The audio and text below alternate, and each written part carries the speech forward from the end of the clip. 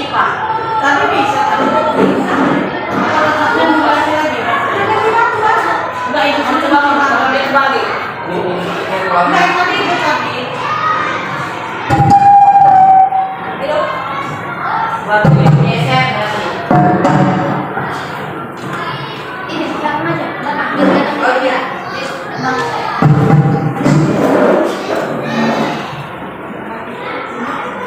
Baik, bismillahirrahmanirrahim. Assalamualaikum warahmatullahi wabarakatuh.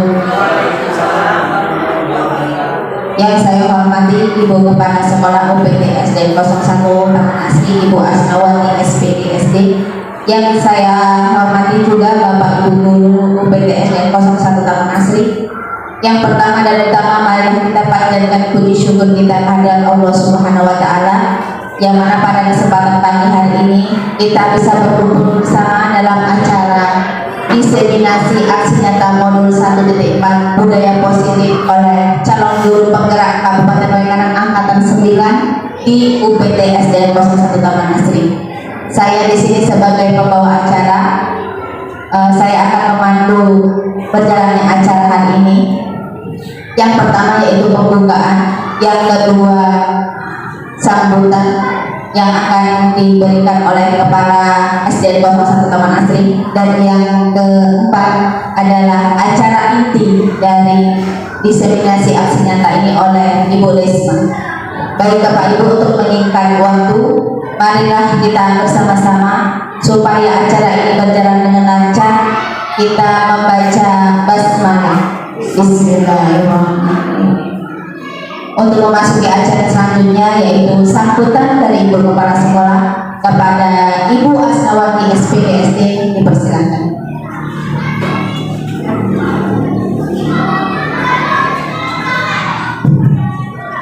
Bismillahirrahmanirrahim. Assalamualaikum warahmatullahi wabarakatuh. Yang saya hormati Bapak Ibu Guru UPT 01 Taman Asri,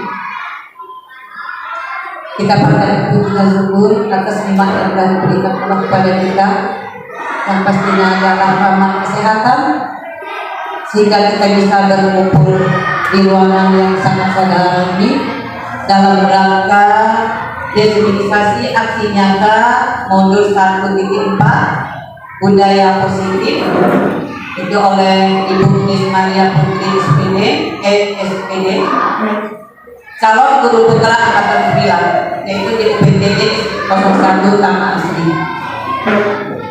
Selawat serta salam selalu kita satukan keribaan Nabi Muhammad Sallallahu Alaihi Wasallam. Bapak Ibu dan guru yang saya hormati, terima kasih kepada guru calon penggerak Desma untuk hari ini ya. Yang belum kemarin itu adalah Ibu Lela, dikarenakan saya ada di sekolah, mungkin saya tidak mengikuti acara ini. Alhamdulillah pada hari ini saya bisa mengikuti. Ibu tidak banyak lebar menyampaikan selamat sukses buat kalian dan kalian. Jangan bosan-bosan buat dia ya. Selagi mereka kita masih ada kesempatan, silakan Bapak Ibu ya. Saya selalu support atas keadaan seperti ini. Namun kita yang pastinya mohon kiranya atas kerjasamanya kita dengan yang baik, apapun itu kita saling membantu dan saling support. Maka di kegiatan ini tidak kalah, anak-anak kita bisa berjalan dengan lancar ya. Yang penting Bapak Ibu bisa mengatur situasi seperti ini. Lagi-lagi saya mengucapkan selamat berkarya ya, selamat dijalankan semua apapun yang ada, umpamanya ada kebutuhan apapun, silahkan kita saling support dan kita saling menolong. Seperti hari ini kita sudah bisa berkumpul untuk mengikuti acara ini. Mungkin itu saja yang dapat saya sampaikan. Saya akhiri. Wassalamualaikum warahmatullahi wabarakatuh.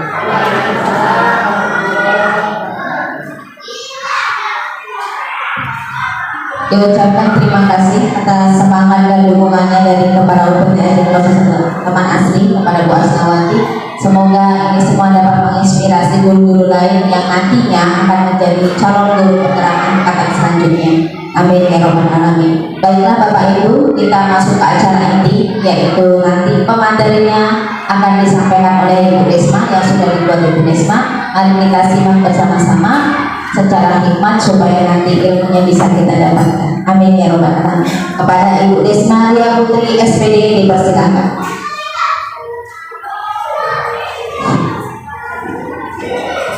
Terima kasih. Assalamualaikum warahmatullahi wabarakatuh. Yang saya hormati Ibu Kasnawati selaku Kepala UPT FDN 01 Taman Asri, rekan-rekan sejawat yang sempat hadir di ruangan ini untuk menghadiri acara saya, Determinasi Aksi Nyata Modul 1.4 Budaya Positif, di mana ini adalah tugas dari kami guru penggerak yang harus mensosialisasikan ataupun imbauan kepada rekan sejawat. Modul 1.4 ini adalah modul di penghujung modul 1.4, di mana ini mencakup dari materi 1.1, 1.2, 1.3. Hanya saja di modul 1.4 ini dia yang lebih banyak, cuman akan saya paparkan dari modul 1.1. Kesimpulan mengenal peran saya dalam menciptakan budaya positif di sekolah dengan konsep-konsep inti serta keterkaitan materi filosofi pendidikan nasional Ki Hajar Dewantara, nilai dan peran guru penggerak serta visi guru penggerak. Di sini modul 1.1 koneksi materi, modul 1.1 pendidikan filosofi pendidikan menurut KHD. Yang modul 1.2 nilai dan peran guru penggerak. Modul 1.3 visi guru penggerak.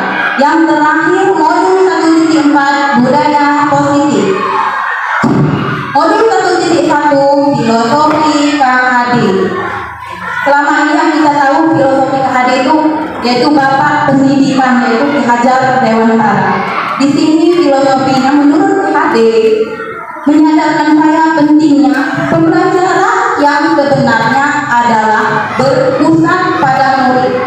Maksudnya berpusat pada murid ini selama teacher center yang selama ini kita lakukan itu student berpusat pada murid, student center. Selama ini yang kita lakukan adalah teacher center. Nah, dari filosofi KHD ini gimana caranya kita merubah paradigma kita yang tadinya kita teacher center, kita rubah menjadi student center. Pembelajaran yang sebenarnya adalah berpusat pada murid. Tugas guru hanya menuntun, tumbuh pada hidupnya kontrak yang ada karena guru hanya sebagai fasilitator. Untuk murid, saya juga harus bisa memberikan teladan yang baik murid. Nah, kalau menurut filosofi KHD, guru itu hanya sebagai fasilitator, hanya menuntun murid sesuai kontrak alam dan kontrak sama. Menurut KHD, seorang guru diibaratkan Pak Tani dan murid itu sebagai benih atau bibit. Nah, seandainya benih kita semak, kita tanam, jika tidak kita rawat, tidak kita siram, tidak kita pupuk, tidak kita rawat secara berkelanjutan, kira-kira bagus nggak Bapak Ibu benih itu akan tumbuh? Nah, begitu juga diibaratkan dengan murid. Guru masuk ke kelas, kasih catatan, sudah itu ditinggal, tidak pernah dijelaskan kira-kira bagus nggak murid ini terbentuk. Nah, kira-kira seperti ini. Dari filosofi tersebut dapat dipahami bahwa benih akan tumbuh menjadi bagus apabila ditanam dan dirawat oleh Pak Tani, diberi siraman yang cukup, diberi pupuk dan dirawat secara berkelanjutan. Kira-kira seperti itu pengibaratan kita untuk peserta didik kita. Modul 2, nilai dan peran guru penggerak. Nilai-nilai guru penggerak antara lain berpihak pada murid. Yang dikatakan tadi berpihak pada murid adalah kita mengikuti murid sesuai kontraknya, bukan murid yang mengikuti guru. Sesuai dengan kurikulum merdeka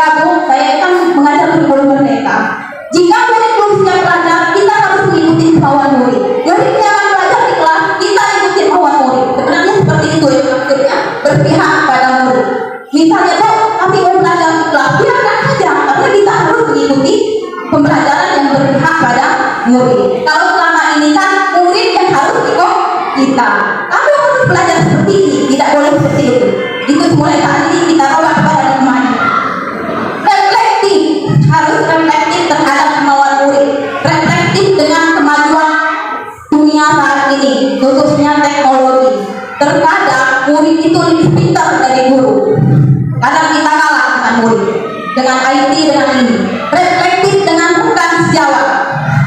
Mandiri, kita dituntut mandiri. Sebagai guru dituntut mandiri.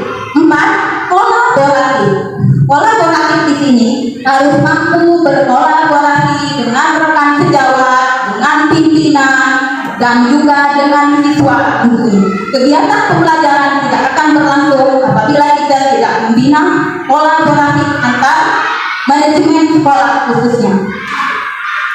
Inovatif, guru memang dituntut menjadi inovatif dan kreatif. Inovatif khususnya pembelajaran di kelas. Dituntut kita harus menggunakan alat peraga. Siswa yang gurunya mengikuti pembelajaran itu senang di kelas, tidak bosan. Mudah-mudahan kita bisa menciptakan yang kelima, yaitu pembelajaran inovatif. Peran guru penggerak menjadi pemimpin pembelajaran. Pemimpin pembelajaran di sini maksudnya pemimpin pembelajaran yang jelasnya untuk peserta didik kita. Yang kedua, menjadi coach bagi guru lain.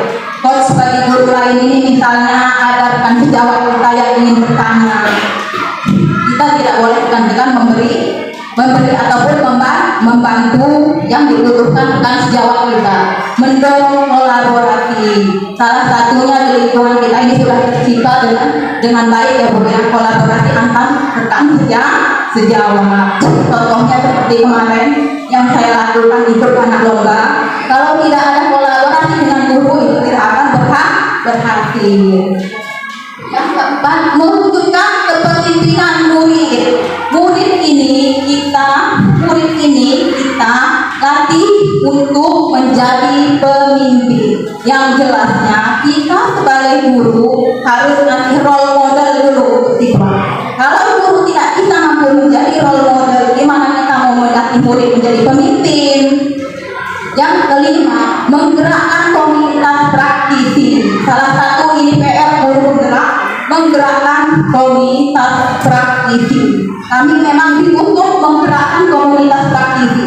Contohnya kalau saya memang sudah mengambil, karena saya memang dari guru bahasa Lampung, kami memang sudah bergerak komunitas praktisinya yaitu KKG bahasa Lampung, memang kami sudah bergerak.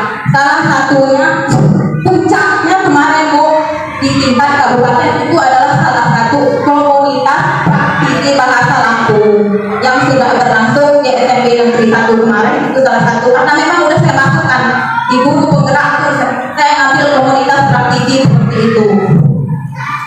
Yang ketiga, modul 1.3 visi guru penggerak. Visi yang telah saya buat selama pendidikan guru penggerak ini adalah memiliki siswa yang berprestasi dengan karakter profil pelajar Pancasila. Prakarsa perubahan meningkatkan budaya literasi melalui pojok baca. Sesuai modul 1.3 ini alhamdulillah sudah terlaksana dan sudah tercapai Bu. Prakarsa perubahan ini sudah signifikan perubahannya, bisa kita lihat di lapor pendidikan. Di lapor pendidikan kemarin sudah meningkat budaya literasi yang tadinya bernilai merah itu sudah cukup baik dalam lapor pendidikan kita. Harapan kami sebagai guru penggerak bisa menggerakkan rekan sejawat semuanya untuk membudayakan budaya literasi melalui pojok baca. Tujuan dari prakarsa perubahan yang saya buat menerapkan pembiasaan untuk meningkatkan kemampuan murid dalam literasi melalui pojok baca. Pojok baca ini pun saya tugaskan untuk anak-anak biar anak-anak tidak bosan. Memang telah saya buatkan buku itu nanti terus di kumpul mereka kami ada pelajaran bahasa Indonesia yang berkaitan sekali dengan materi ini. Di pelajaran bahasa Indonesia itu ada namanya jurnal membaca. Jurnal membaca itu di situ siswa mencatat judul buku, mencatat pengarang buku, mencatat isi buku yang telah dibaca,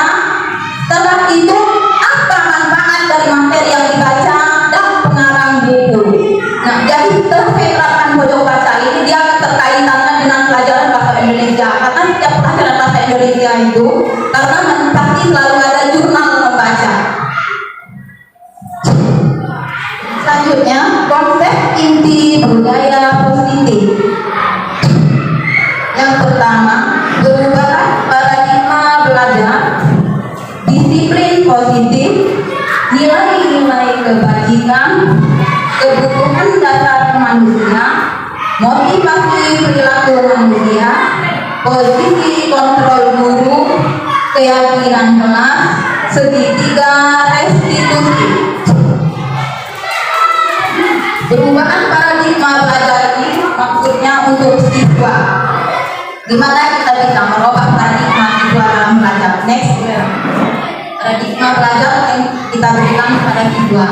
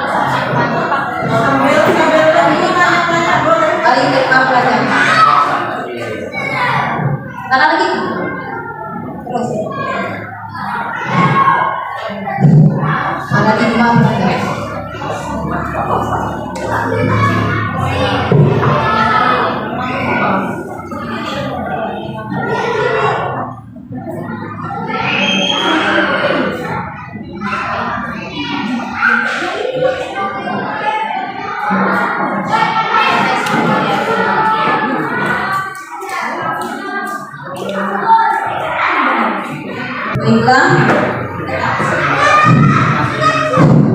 selanjutnya pembelajaran dengan paradigma baru. Pembelajaran paradigma baru ini maksudnya adalah pembelajaran dengan paradigma baru merupakan pembelajaran yang dirancang berdasarkan prinsip pembelajaran berdiferensiasi, sehingga peserta didik belajar sesuai kebutuhan berdasarkan tahap perkembangan sesuai teori psikologi modern untuk mewujudkan profil pelajar Pancasila. Maksudnya berdiferensiasi ini, Bu, kita membawa pembelajaran yang inovatif, kreatif, sehingga siswa itu senang di kelas, tidak bosan. Nah, di saat ini modul 2.1 saya ketemu materi ini. Terus terang waktu diskusi kemarin saya sempat tuntas bertanya dengan Batil, dengan rekan JGP. Saya mempertanyakan yang saya lakukan di kelas. Tetapi saya tidak paham apa itu pembelajaran berdiferensiasi. Setelah saya tanya, yang saya lakukan itu adalah pembelajaran berdiferensiasi konten. Ada 3 yang ketemu di modul saat ini. Oh, ternyata Pak saya ini sudah sering melakukan pembelajaran di kelas, tetapi saya tidak tahu kalau itu pembelajaran berdiferensiasi. Makanya saya tertarik sekali di modul titik 2 ini, juga materi seperti ini.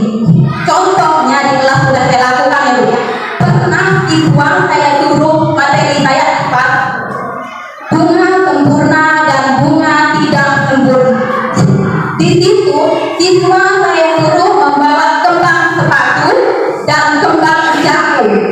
Di situ kita diamati langsung oleh siswa. Apa perbedaan bunga sempurna dan bunga tidak sempurna? Dari situ siswa langsung paham setelah kita kasih alat peraga. Oh, ternyata Bu, bunga sempurna ini namanya sesuai dengan namanya Bu, ya. Dia ada kelopak, dia ada tangkai, dia ada benang sari, ada putih, ada bakal biji. Sedangkan bunga jagung yang diamati itu dia karakteristiknya tidak ada kelopak, tidak ada mahkota, tidak ada putih, tidak ada benang sari. Itu perbedaannya. Tentunya harus sesuai dengan keterkaitan profil pelajar Pancasila. Miskonsepsi tentang teori kontrol. Ilusi guru mengontrol murid, ilusi bahwa semua penguatan positif efektif dan bermanfaat. Ilusi bahwa kritik membuat rasa bersalah mampu membuatkan karakter. Ilusi bahwa orang dewasa berhak memaksa. Ilusi guru mengontrol murid, maksudnya di sini kita sebagai guru yang sudah dikatakan tadi sebagai fasilitator hanya menuntut dan mengarahkan siswa. Jadi harus bisa mengontrol keadaan siswa kita di kelas. Ilusi bahwa semua pengalaman positif, efektif dan bermanfaat. Saya rasa ini sudah paham Ibu ya, tidak ada penguatan positif itu yang tidak bermanfaat dan efektif. Pasti yang efektif. Makanya kita guru dituntut untuk kita menjadi role model untuk siswa. Mengubah paradigma stimulus respon pendekatan teori kontrol. Stimulus respon itu adalah realitas kebutuhan kita sama. Teori kontrol, realitas kebutuhan kita berbeda. Stimulus respon yang kedua, semua orang melihat dengan sama. Serupa orang memiliki gambaran yang berbeda. Yang ketiga, kita mengubah orang agar sama dengan kita. Kita berusaha memahami pandangan orang yang berbeda. Perilaku buruk dilihat sebagai kesalahan. Semua perilaku memiliki tujuan. Bila orang lain bisa mengubah saya, hanya Anda yang bisa mengontrol diri Anda. Yang selanjutnya, saya bisa mengontrol orang lain. Anda tidak bisa mengontrol orang lain. Pemaksaan Anda pada saat tunjukkan gagal, kolaborasi dan kontribusi memiliki pilihan-pilihan baru. Model penguatan yang salah, model berpikir menang.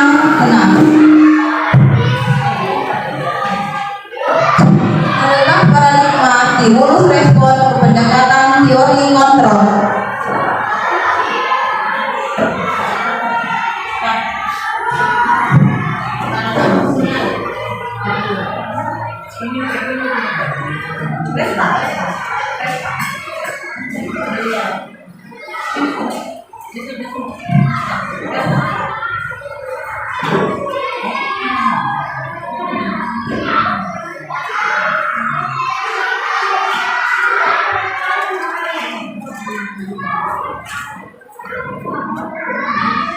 Selanjutnya, disiplin budaya positif. Sebelum lanjut ke materi, apa sih Bapak Ibu yang ada di benak kalian masalah kata disiplin? Disiplin itu apa? Jangan melihat ini yang ada di benak kita, apa disiplin itu? Apa? Patuhi peraturan. Nah, disiplin ini berasal dari kata disiplin yang artinya belajar. Disiplin mengacu pada disiplin diri yang memiliki tanggung jawab terhadap apa yang dilakukannya berdasarkan nilai-nilai yang diyakini. Disiplin positif merupakan salah satu cara penerapan disiplin bertujuan untuk menumbuhkan kesadaran serta memberdayakan peserta didik tanpa imbalan, penghargaan atau reward, ancaman atau hukuman. Sebagai pendidik, tujuan kita adalah menciptakan peserta didik yang memiliki disiplin diri sehingga mereka berperilaku mengacu kepada nilai-nilai kebajikan universal yang memiliki potensi intrinsik dalam perubahan perilaku ke arah yang lebih baik. Nah, disiplin yang jelas kita tanamkan ke lingkungan tempat kita bekerja. Kita mau menerapkan disiplin untuk peserta didik kita. Kita sebagai guru disiplin dulu gurunya, baru muridnya bisa mengikuti guru. Kalau gurunya tidak disiplin, gimana muridnya berdisiplin? Karena guru kita memberi contoh yang baik pada muridnya. Kalau gurunya baik, guru disiplin waktu. Kalau gurunya datang telat masuk kelas, gimana muridnya mau disiplin guru? Kita sama-sama belajar menuju disiplin yang positif, bukan di sekolah aja, di lingkungan kita, di rumah, karena disiplin itu banyak macam. Next, nilai-nilai kebajikan, nilai yang disepakati bersama lepas dari suku bangsa, agama,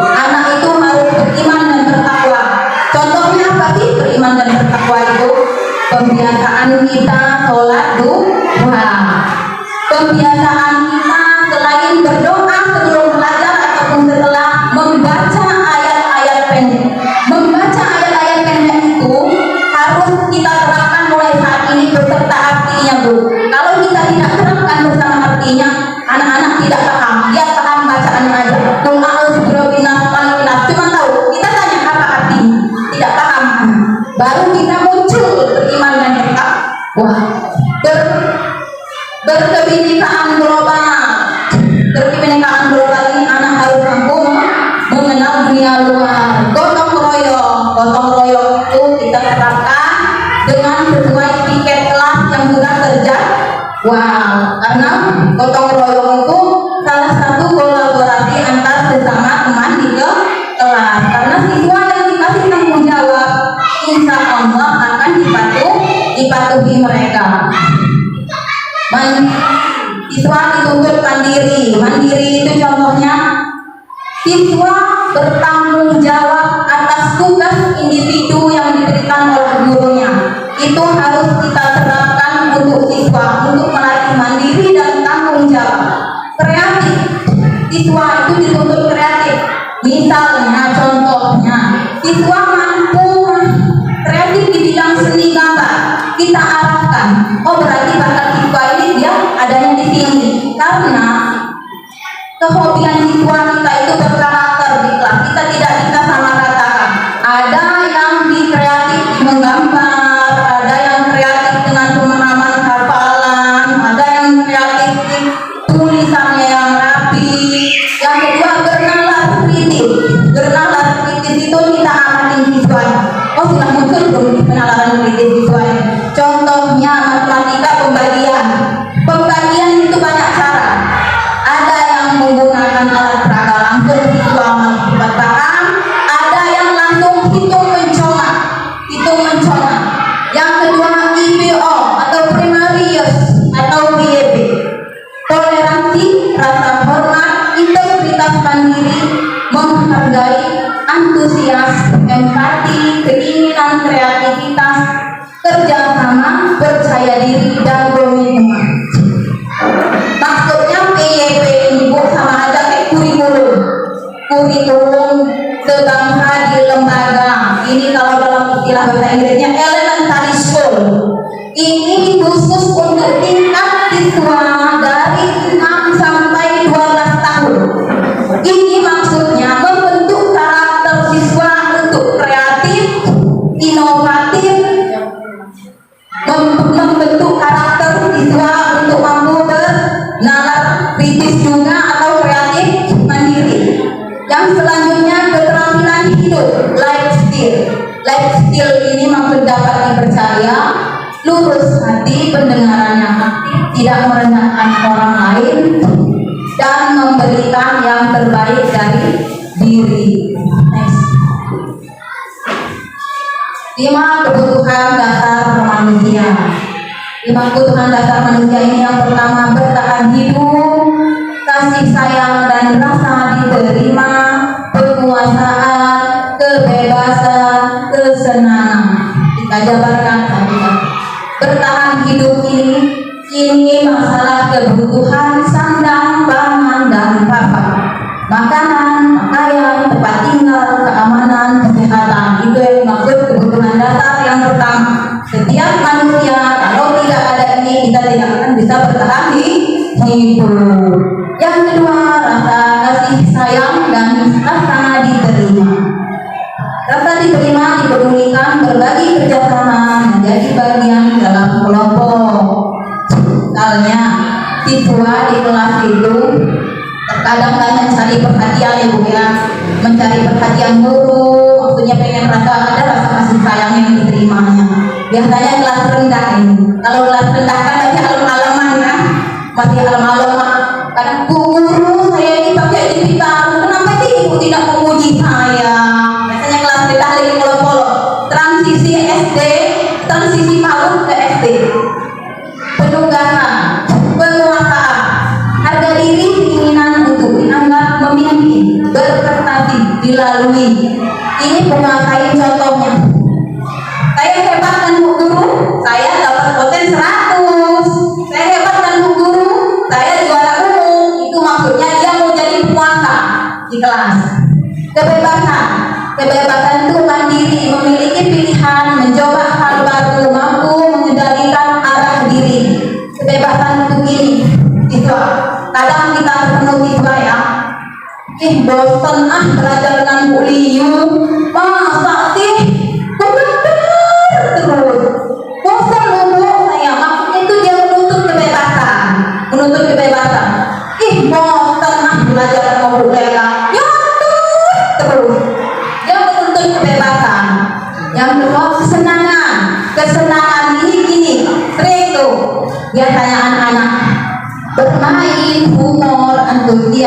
tertawa.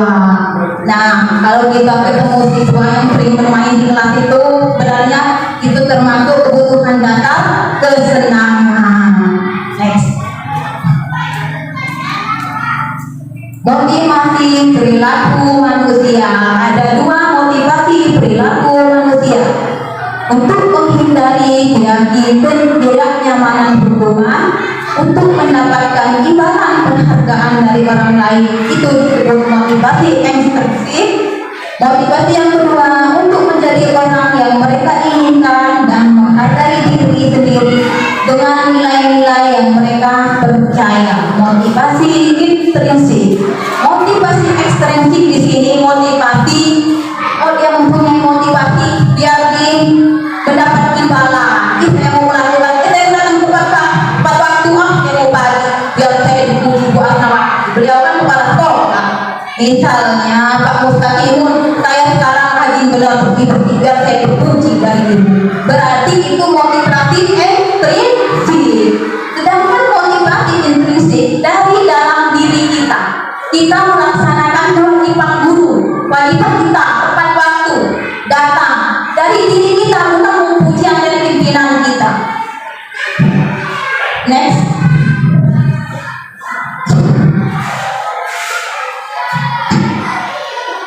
Hukuman, perbedaan hukuman, konsekuensi, dan restitusi. Hukuman itu tidak terencana, datangnya tiba-tiba. Murid tidak tahu apa yang akan terjadi, tidak dilibatkan, bersifat satu arah, berubah hukuman fisik atau psikis. Sedangkan konsekuensi terencana, disepakati sesuai peraturan, murid tetap dibuat tidak nyaman, sikap guru selalu memonitor murid. Restitusi, proses menciptakan kondisi murid untuk memperbaiki kesalahan. Proses kolaboratif yang mengajarkan murid untuk mencari solusi sendiri. Ini kita bahas satu persatu. Hukuman ini dia tidak berencana, datangnya tiba-tiba. Misalnya siswa kita setiap hari Senin yang sudah kita lakukan, berpakaian tidak lengkap, maju ke depan berbaris berpakaian tidak lengkap, itu salah satu hukuman. Murid tidak tahu apa yang akan terjadi, tidak dilibatkan, bersifat satu arah, berubah hukuman fisik atau psikis. Sedangkan konsekuensi itu terencana, sudah kita sepakati. Contohnya, misalnya siswa tidak mengerjakan PR, perbedaannya tidak mengerjakan PR, misalnya siswa tadi A. Kenapa? Apa konsekuensi yang kamu tahu? Saya tidak boleh istirahat, jam istirahat nanti saya harus mengerjakan di dalam kelas. Walaupun siswa lain boleh jajan, karena itu konsekuensi sudah disepakati bersama guru. Murid tetap dibuat tidak nyaman. Sikap guru selalu memonitor murid. Sedangkan yang ketiga, restitusi. Proses menciptakan kondisi bagi murid untuk memperbaiki kesalahan. Restitusi ini sudah kita lakukan semua yakin, tetapi kita tidak tahu itu namanya restitusi. Misalnya kita ketemu siswa di kelas berantem, kita panggil duduk ke depan atau ke kantor, kita menyelesaikan, ditanya dari kronologi pertama sampai terakhir, itu udah melakukan restitusi. Penyebabnya apa? Kenapa kamu berantem? Alasannya kenapa?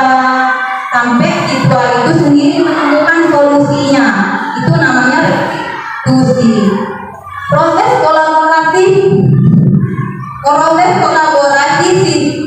kolaboratif yang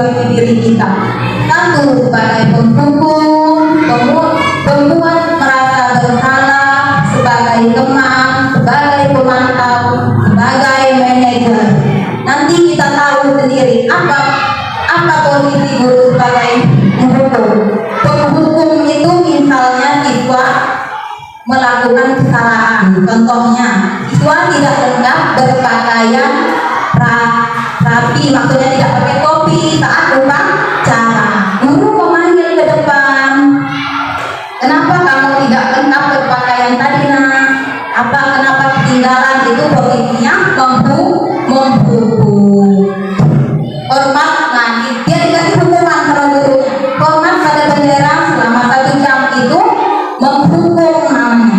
Sedangkan posisi guru merasa berbuat bersalah. Berapa kali ibu bapak harus memberitahu kamu selalu saja mengecewakan bapak ibu. Itu merasa bersalah. Posisi guru sebagai teman, siswa tidak memakai atribut lengkap saat upacara. Posisi sebagai teman, ayo dong ikut aturan sekolah, tolong bantu ibu bapak ya. Kali ini saja, ya sudah tidak apa-apa. Lain kali jangan sampai berbuat seperti ini lagi ya. Itu sebagai teman. Yang sebagai pemantau, kamu sudah melanggar peraturan sekolah. Kamu tahu konsekuensinya. Setelah upacara, kamu beri atributnya ke koperasi dan jangan ulang lagi. Itu sebagai pemantau. Posisi kontrol apakah aku? Saya kecewa sekali dengan kamu.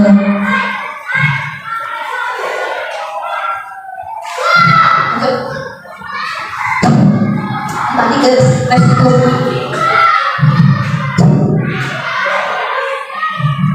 Dan revisi boleh. Bukan ini. Segitiga restitusi ini ada penjabat. Di atasnya putih.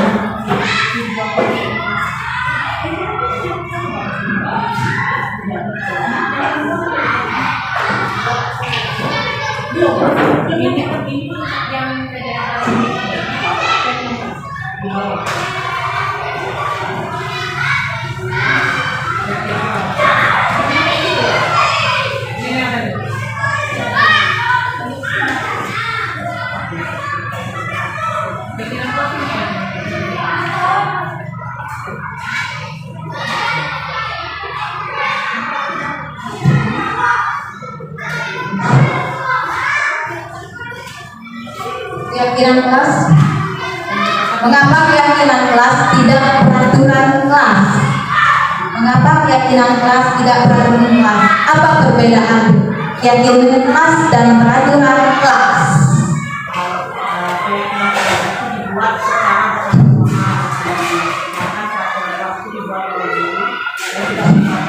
Perbedaan keyakinan kelas dan peraturan kelas. Kalau keyakinan kelas itu dirumuskan bersama murid dan guru, disepakati bersama, tidak terlalu banyak, cukup sedikit saja, tetapi siswa gampang mengingat dan memahaminya.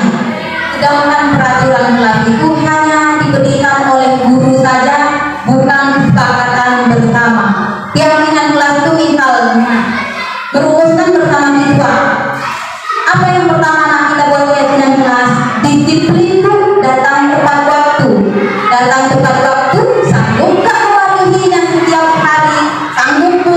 Kalau sanggup kita komitmen, tahu keyakinan kelas kita. Yang kedua kira-kira apa? Menjaga kebersihan kelas. Menjaga kebersihan kelas itu termasuk apa? Piket kelas. Kita buat jadwal piket bersama. Tunjuk siswa hari Senin siapa, kelas siapa, kasih tanggung jawab ke siswa tersebut. Kira-kira berjalan baik nggak seperti itu? Biasanya kalau anak dikasih jadwal yang sudah tertanam, nama mereka insya Allah tanggung jawab.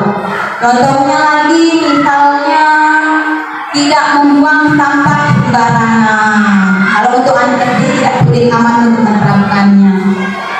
Berbentuk keyakinan kelas itu bersifat abstrak, berupa pernyataan universal, dibuat dalam pernyataan positif sedikit saja agar mudah diingat sesuai dengan kondisi kelas dan sekolah hingga mudah diterapkan. Semua warga sekolah, warga kelas dilibatkan saat pembuatan keyakinan kelas. Kita bisa nonton video pembuatan keyakinan kelas 4K. Kita ikut ke tayangan.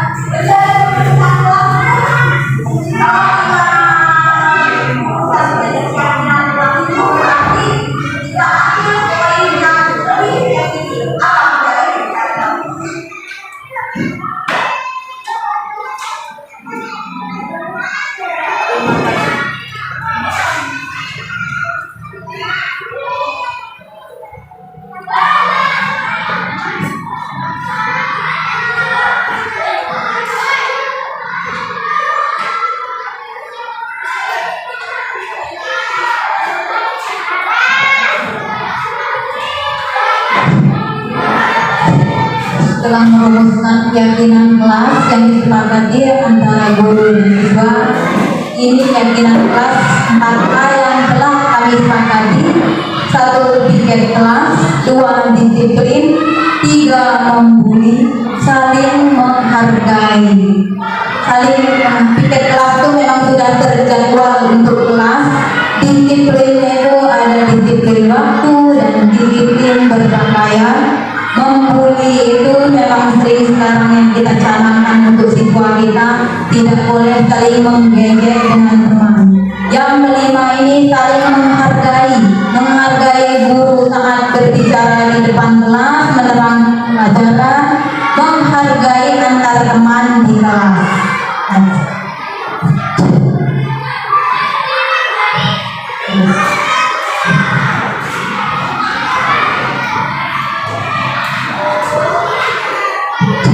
selanjutnya segitiga restitusi. Suatu proses dialog yang dijalankan oleh guru agar dapat menghasilkan murid yang mandiri dan bertanggung jawab. Tahapan segitiga restitusi itu ada 3, Bapak Ibu.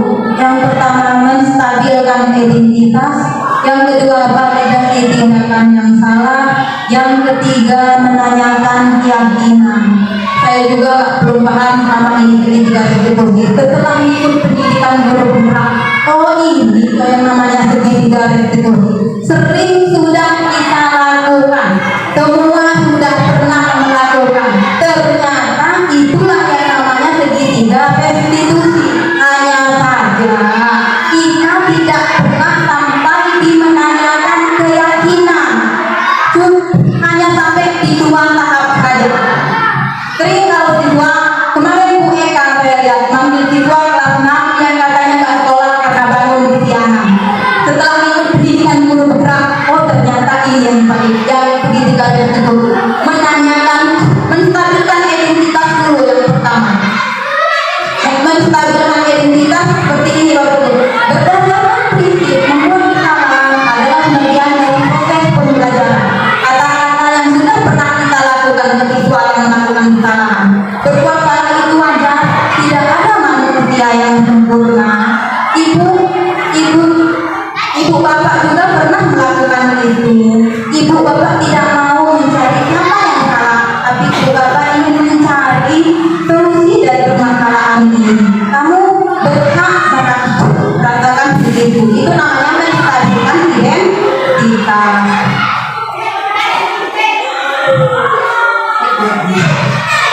Yang kedua, validasi tindakan. Validasi tindakan yang salah. Berdasarkan prinsip setiap perilaku berupaya memenuhi suatu kebutuhan tertentu. Kamu pasti punya alasan mengapa melakukan hal itu. Misalnya siswanya terlambat, kita menanyakan seperti itu. Yang kedua, padahal kamu bisa melaksanakan yang lebih baik lagi dari hari ini.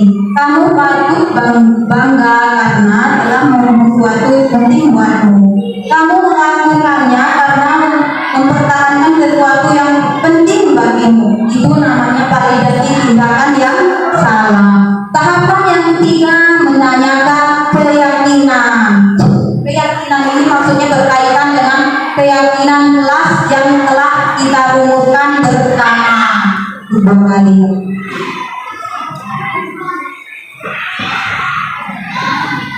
Maksudnya menanyakan keyakinan ini, keyakinan kelas apa yang dilanggar setelah melakukan 2 tahapan segitiga tadi. Apa keyakinan kelas kita? Siswa menyebutkan keyakinan kelas disiplinmu. Nilai-nilai apa yang telah disepakati bersama? Menyebutkan gitu. Seperti apa gambaran sebuah kelas yang ideal menurut kamu? Kamu ingin menjadi orang yang seperti apa? Itu menanyakan keyakinan. Ini adalah bukti kasus cara menyelesaikan masalah yang siswa melakukan segitiga restitusi. Pada suatu hari Sabtu terdapat siswa yang jam pertama pagi didapatkan pada pelajaran bahasa Indonesia. Siswa sedang nama Al-Sabina datang terlambat ke sekolah. Berikut adalah skenario penyelesaian masalah menggunakan segitiga restitusi.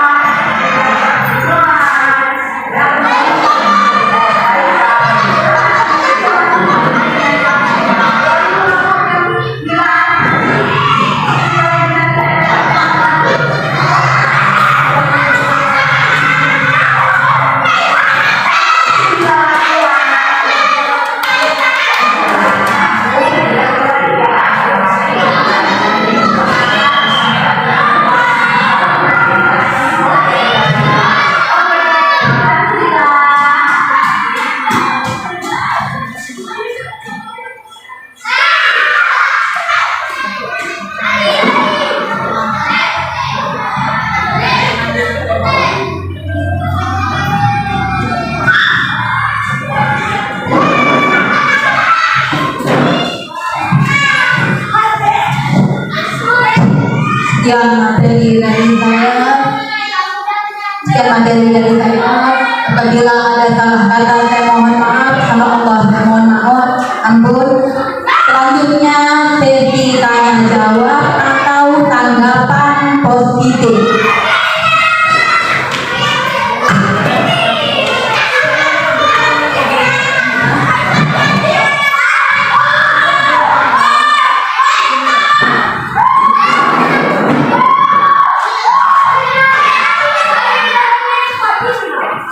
Saya belum paham, sertanya ya Bu ya. Saya belum paham mengenai perbedaan hukuman dan konsekuensi. Tolong dijelaskan. Baiklah, saya akan mencoba pertanyaan dari Bu Titi. Perbedaan hukuman dan konsekuensi. Hukuman itu dia bersifat satu arah. Dia bersifat memaksa, dapat berupa psikis ataupun verbal. Sedangkan konsekuensi itu kesepakatan konsekuensi yang sudah disepakati antar guru dan siswa. Contohnya, siswa yang melanggar peraturan sekolah kita berikan hukuman. Sedangkan konsekuensi siswa yang tidak mengerjakan tugas dia sudah tahu konsekuensinya. Bu, saya tidak mengerjakan PR, tapi saya sudah tahu apa konsekuensinya. Saya tidak boleh istirahat, harus mengerjakan ulang selama istirahat. Kira-kira seperti itu. Apa sudah cukup Bu Christine? Ada lagi yang mau bertanya? Baik Bu, saya